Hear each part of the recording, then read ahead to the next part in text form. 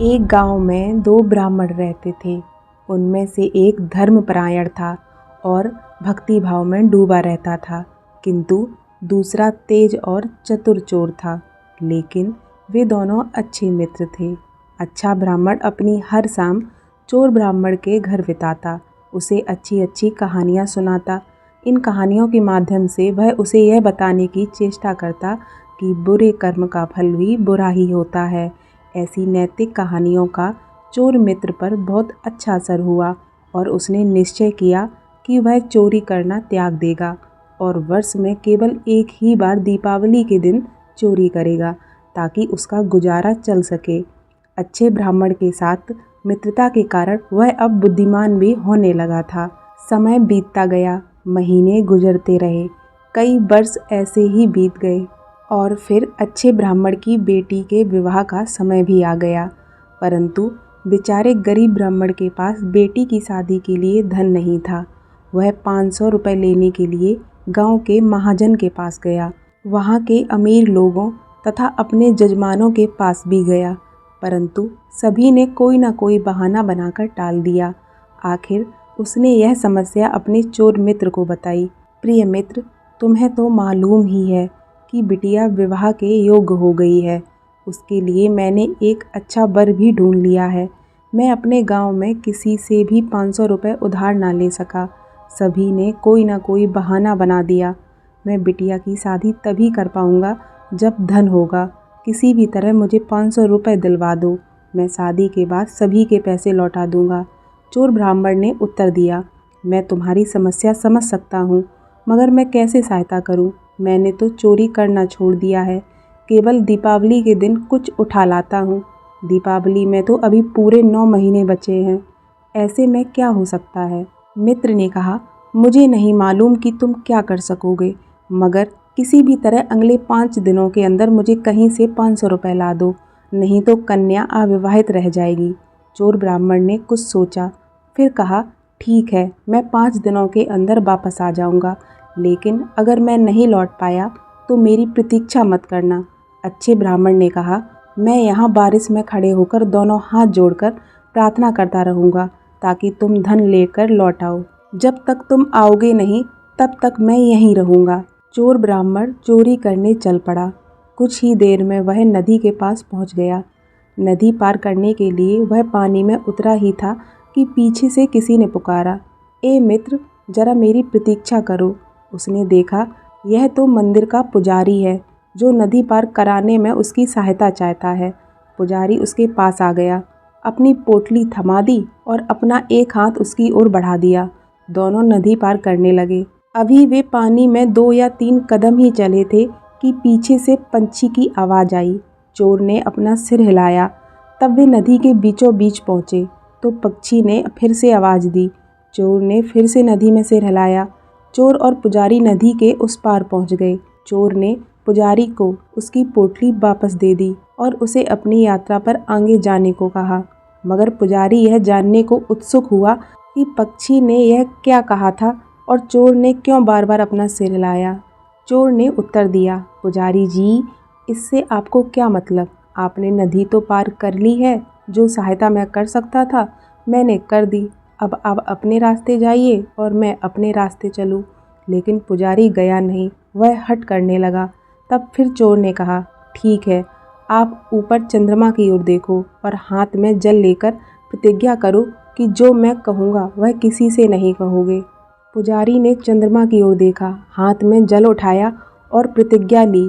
तब चोर ने यूँ कहा, देखिए, मैं एक चोर हूँ, मेरे मित्र की पुत्री का विवाह होने वाला है, उसकी शादी के लिए 500 रुपये जुटाने हैं, इसीलिए चोरी करने निकला हूँ। जब हम पानी में चलने ही लगे थे तब पक्षी ने मुझसे कहा कि तुम्हारी पोटली में सोना रखा हुआ है और मैं उसमें से 500 रुपये के बराबर निकाल सकता हूँ, मगर मैंने सिर हिलाकर उससे कहा कि मैं कुछ भी नहीं चुराऊँगा, क्योंकि तुमने मुझे मित्र कहकर पुकारा था, सहायता के लिए अपना हाथ मेरी ओर बढ़ाया था। मित्र धर्म निभाना मेरा कर्तव्य था। अपने मित्र का आदर करना, उसके प्रति निष्ठा को मैं कैसे भूल सकता हूँ? पुजारी ने सिर हिलाया। चोर ने आगे कहा, जब हम नदी के बीचों बीच आ गए थे तब पक्षी ने यह कहा, कि मैं तुम्हें पानी में धक्का दूं और सोना ले जाऊं, लेकिन मैंने इनकार किया। यदि मैं ऐसा करता तो मैं अपने मित्र के साथ धोखा करता। मैं मित्रघात कैसे कर सकता था। यह सुनकर पुजारी अपने रास्ते चला और पूरी यात्रा में इसी धर्मी और ज्ञानी चोर के बारे में सोचता रहा। उसने अपने आप से कहा, मुझे यह बात किसी से नहीं कहनी चाहिए, मगर यह बात मुझे राजा को अकेले में कहनी होगी। पुजारी राजा के दरबार में गया। जैसे ही दरबार की कार्यवाही पूरी हुई, वैसे ही वह राजा के पास पहुंचा और उससे अकेले में कुछ कहने का अनुरोध किया। राजा मान गया। उसने राजा को सारी कहानी सुनाई। राजा ने कहा, चोरी करना तो बहुत बड़ा पाप है, महापाप। जिसने भी ऐसा किया है वह धर्मी और ज्ञानी कैसे हो सकता है। मैं इसकी स्वयं जांच करूंगा। मुझे उस चोर का पता ठिकाना बता दो। पुजारी चोर को ढूंढने चला। चलते चलते वह एक सराय के पास पहुंचा। देखा तो वह चोर वहीं था। वह एकदम से लौटा और राजा को सराय का पता ठिकाना बता दिया। राजा ने मक्का की 2 रोटियां बनवा ली, उनको पोटली में रखा, अपना वेश बदल लिया और एक साधारण आदमी बनकर सराय में पहुंचा। आधी रात होने को थी। उसने चोर को देखते ही उसे बातों में उलझा दिया। चोर ब्राह्मण ने पूछा, तुम कौन हो? राजा ने कहा, मैं एक चोर हूँ। चोर ब्राह्मण ने उसे बताया, मैं सामने वाली दुकान में आधी रात के बाद चोरी करने वाला हूँ। तभी राजा ने कहा, मुझे 1000 रुपयों की ज़रूरत है। कुछ ही देर बाद वे दोनों दुकान की ओर गए। चोर ब्राह्मण ने ताला तोड़ा और दुकान के अंदर घुस गया। तिजोरी तोड़कर उसने 500 रुपये अपने लिए और 1000 रुपये अपने साथी के लिए निकाले। उसने राजा को उसकी ज़रूरत जानकर 1000 रुपये दे दिए। तब उसने कुछ खाने के लिए दुकान में पड़ी बोरियों की ओर देखा। उसे भूख लग रही थी, क्योंकि जब से वह घर से चला था तब से उसने कुछ भी नहीं खाया था। उसे सामने की बोरी में कुछ सफ़ेद सफ़ेद सा नजर आया, शायद चीनी थी। उसने मुट्ठी भर के उठाई और अपने मुंह में डाल ली। यह क्या? यह तो नमक है। उसने एकदम से सब थूक दिया। अपने साथी से 1000 रुपये वापस मांगे। जब राजा ने रुपए देने से इनकार किया तो उसने उसके मुंह पर एक तमाचा जड़ दिया और रुपए छीन लिए।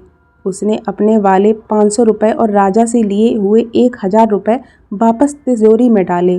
तिजोरी में ताला लगा दिया, दुकान बंद कर दी और सराय की ओर वापस जाने लगा। राजा उसके पीछे पीछे चलता रहा। जब वे सराय के अंदर पहुँचे तो राजा ने पूछा, भाई, पहले तो तुमने रुपए चुराए और फिर वापस तिजोरी में रख दिए, ऐसा क्यों? चोर ब्राह्मण ने उत्तर दिया, मैं भूखा था, मगर गलती से दुकानदार का नमक खा लिया। जिसका नमक खाया हो उसे धोखा नहीं देते, इसीलिए रुपए वापस तिजोरी में रख दिए।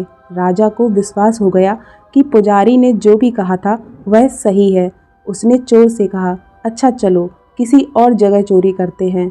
यह सुनते ही चोर ब्राह्मण ने राजा को एक और तमाचा जड़ा और कहा, क्या हम रात भर चोरियां ही करते रहेंगे? आज के लिए इतना ही, कल कहीं और जाएंगे। राजा ने अपनी पोटली से रोटियां निकाली और चोर को खाने के लिए दी। अगली रात किसी निश्चित स्थान पर मिलने का समय बताया। अगली रात राजा उसी तरह एक साधारण आदमी के वेश में आया और चोर ब्राह्मण को खाने के लिए 2 रोटियां दी। जब वह खाकर तृप्त हुआ तो राजा ने कहा, चलो आज राजा के खजाने को लूटते हैं, वहाँ बहुत सा धन है। चोर ने कहा, मगर मुझे तो राजा के महल और वहाँ के खजाने के बारे में कुछ भी नहीं मालूम है। मुझे सारे रास्ते और गलियारे मालूम हैं, चलो चलते हैं। राजा अपने पहरेदारों को परखना भी चाहता था। उसने तीनों द्वारों पर पहरेदार रखे थे और चौथे के पास एक कुत्ता बांध रखा था। जब वे राजकोष के पास पहुँचे तो देखा कि तीनों पहरेदार और कुत्ता गहरी नींद में सोए पड़े थे। राजा ने चोर ब्राह्मण को सभी मार्ग दिखलाए। चोर आया और खजाने का ताला तोड़ने लगा। तभी पक्षी बोला और कुत्ता भौंकने के बजाय पिनपिनाने लगा। तब चोर ने खजाने के अंदर रखी बहुत बड़ी तिजोरी का ताला तोड़ा तो पक्षी ने फिर आवाज़ की और कुत्ता फिर से पिनपिनाया। चोर ब्राह्मण ने सिर हिलाया, अपने 500 रुपये और अपने 1000 रुपये अपने साथी के लिए निकाले। पक्षी ने फिर पुकारा और कुत्ता भी फिर से पिनपिनाया। चोर ने रुपए वापस तिजोरी में रख दिए और राजा को भी भीतर बुलाया। जब राजा अंदर आया तो चोर उसके पैरों में गिर पड़ा और बोला, महाराज, मैं आपका चोर हूँ और आप हमारे स्वामी हैं। आपने मुझे रंगे हाथों पकड़ लिया है। जो भी दंड देना चाहें दे दीजिए, मगर 500 रुपये मेरे मित्र के पास भिजवा दीजिए, उसकी बेटी की शादी है। राजा ने उससे पूछा कि वह कैसे जान गया कि उसका साथी चोर नहीं राजा है। चोर ने कहा, महाराज, जब मैंने राजकोष का बाहरी ताला तोड़ा तो पक्षी बोलने लगा और कुत्ता पिनपनाया।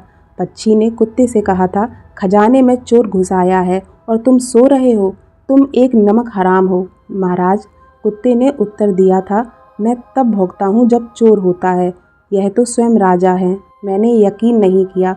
जब पक्षी ने दोबारा कहा तो कुत्ते ने फिर वही उत्तर दिया। मुझे तब भी यकीन नहीं हुआ, मगर जब तीसरी बार यही हुआ तो मैं समझ गया कि आप चोर नहीं राजा हैं। कुछ रुककर उसने फिर कहा, महाराज, कृपा करके 500 रुपये मेरे मित्र के पास भिजवा दीजिए। मेरे लिए आप जो भी सज़ा तय करें मुझे मंजूर है। अगली सुबह राजा ने दरबार बुलाया। दरबारियों को चोर ब्राह्मण की पूरी बात बताई। चोर ने कहा, महाराज, यह सारा ज्ञान और अच्छी बातें मैंने अपने ब्राह्मण मित्र से सीखी हैं, जिसकी पुत्री का विवाह होने वाला है। उसकी मित्रता और सदाचार की शिक्षा ने ही मुझे सही रास्ते पर ला दिया है। अब मैं केवल दीपावली के दिन किसी भंडार से कुछ ज़रूरत का सामान उठा लेता हूँ। आज मैंने अपना संकल्प इसलिए तोड़ा क्योंकि मैं अपने मित्र की सहायता करना चाहता था। कृपया कल तक उसके 500 रुपये भिजवा दीजिए, वह मेरी प्रतीक्षा में खड़ा होगा। मैंने उससे कहा था कि मैं 5 दिनों के अंदर रुपए लेकर आ जाऊंगा। राजा ने उसी समय अपने दूत को 500 रुपये देकर उस पते पर भेजा जो चोर ने बताया था। संदेश वाहक ने ब्राह्मण को चोर ब्राह्मण के आंगन में मूसलाधार बारिश में खड़ा पाया। दूत ने उसे रुपए देते हुए कहा, यह रुपए लो, तुम्हारा मित्र चोरी करते हुए रंगे हाथों पकड़ा गया है। यह सुनकर अच्छे ब्राह्मण ने रुपए लेने से इनकार कर दिया और बोला, अब मैं अपनी बेटी का विवाह नहीं करूँगा, मैं यह रुपए नहीं ले सकता। यह रुपए मुझे अपने मित्र से लेने थे। दूत वापस राजा के पास गया और वह सब बताया जो अच्छे ब्राह्मण ने कहा था। यह भी बताया कि बारिश में खड़ा कुछ बुदबुदा रहा था। राजा और चोर ब्राह्मण उसी क्षण अच्छे ब्राह्मण के पास आए और उसे 500 रुपये थमा दिए और इस प्रकार अच्छे ब्राह्मण ने अपनी बेटी का विवाह किया। आपको यह कहानी कैसी लगी और आप यह कहानी ब्रह्मांड के किस कोने से देख रहे हैं, कमेंट सेक्शन में ज़रूर बताएं। धन्यवाद।